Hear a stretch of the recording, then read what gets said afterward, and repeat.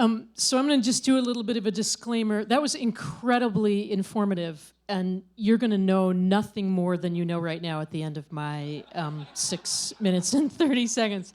I'm a storyteller, and so I'm just going to tell you a story. There was a point where Jacques Cousteau was quoted as saying, "The sea, once it casts its spell, holds us in its net of wonder forever." The first time I understood that to be true was off the coast of Monkey Pirate Island. My dad knew that was true from the day he was born. My grandmother loved to tell a story about how much he loved the ocean. And when they lived in New York, they would ride the ferry back and forth to put him to sleep at night. And when they moved to Long Island, my father increased his love of the ocean and also the benefits that that brought for bathing suits. When my dad and my mom got married, I asked him at one point, "Did you marry mom because she's beautiful?" And he said, "Well, that, but also she looks great in a bathing suit. And she's an amazing swimmer." And that was true our whole life. And so from the day that I was born, my father instilled in us the love of the ocean. And I have to say, I loved everything about the ocean. I loved fishing. I loved being in the water. I loved being on boats. The only exception to this rule was the year that my dad decided we were going to become closer as a family. And the way that we were going to do this was he bought a sunfish sailboat. Now, I'm not sure if you're familiar with the sunfish sailboat.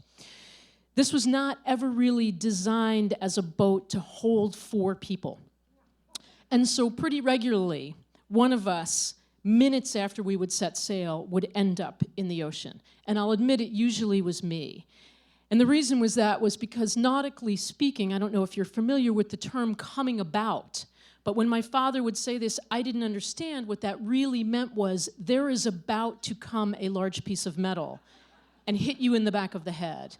And so it took me a couple of years before I learned to duck. But finally, when I was 7, my family took a trip down to Florida, off the coast of Islamorada, to a place where my father called Monkey Pirate Island. And I want you to notice this thing that my mother is holding in her hand.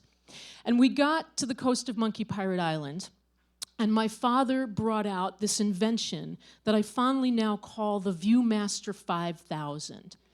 And what this was it was a piece of 4 pieces of wood put together in a cylinder, and at the bottom, he had attached a piece of magnifying glass.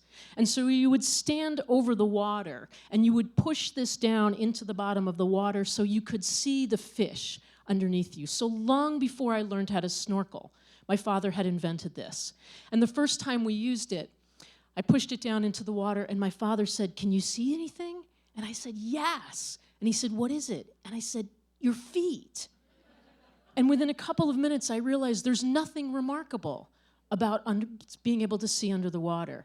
And just at that moment, a moray eel came out from a cavern and opened its jaws. And it was the moment that I realized what Jacques Cousteau really meant about the undersea world.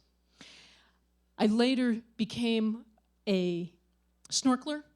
After that, I learned how to dive. And a few years ago, my eldest son, when he was 12, said to me, "Mom, I'd really like to be able to dive as well, and will you teach me how to dive?"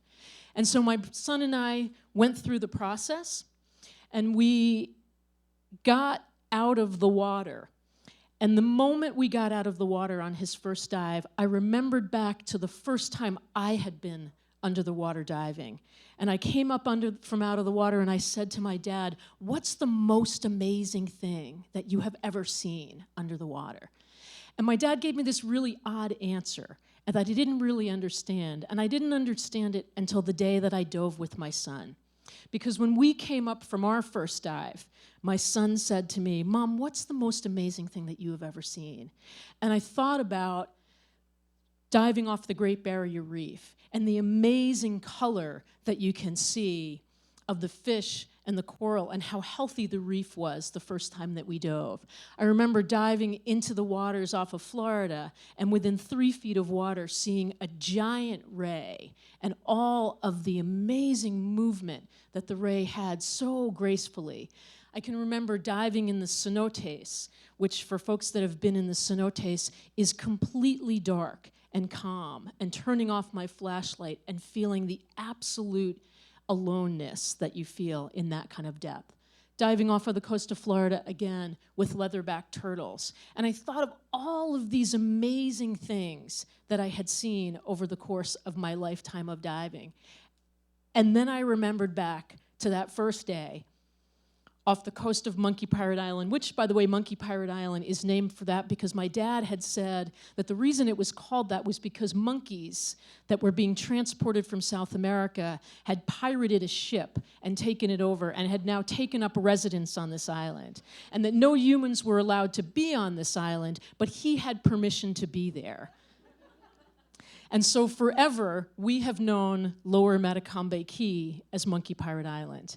And I thought about that very first time, looking into the water, seeing that giant moray eel open its lips, and thinking, I know exactly what the best thing I have ever seen was. And I knew in that moment what my dad had meant when he told me the answer. The best thing that I have ever seen under the water was the look on your face the first time I saw you understand what it meant to be under the water for the first time.